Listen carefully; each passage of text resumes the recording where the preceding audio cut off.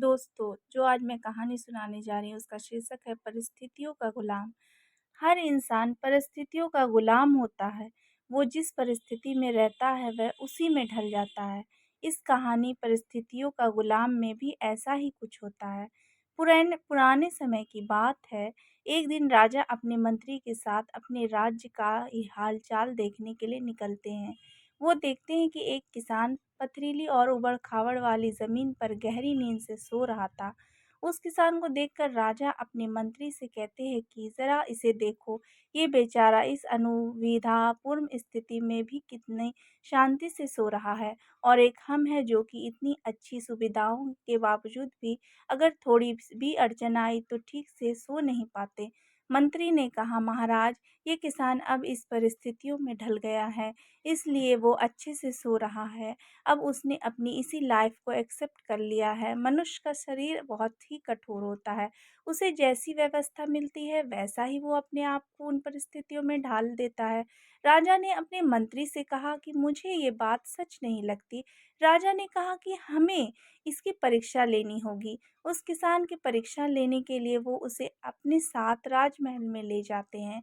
यहाँ पर राजमहल में उसके लिए हर तरह की सुख सुविधाएं की व्यवस्था की जाती है। उस किसान को बहुत ही अच्छा नरम बिस्तर सोने के लिए देते हैं। किसान भी बड़ी खुशी के साथ राजसी ठाट-बाट का आनंद लेने लगा।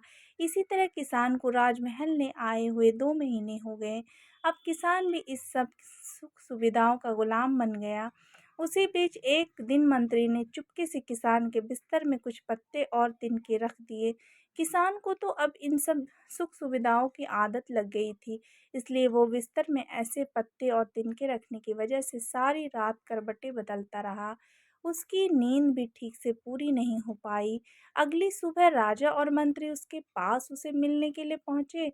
उस किसान ने राजा से शिकायत की कि उसके बिस्तर में कुछ खुजले वाली चीज़ें हैं और इस चीज़ों की वजह से उसे पूरी रात नींद नहीं आ रही। किसान की बात सुनकर मंत्री ने तुरंत राजा से कहा कि देखा रहा महाराज, ये वही किसान है जो कि पथरीली भूमि पर भी गहरी नींद में आराम से सो रहा था, किंतु ये अब 2 महीने में तो राजमहल के विलासितापूर्ण जीवन का आदी हो गया है।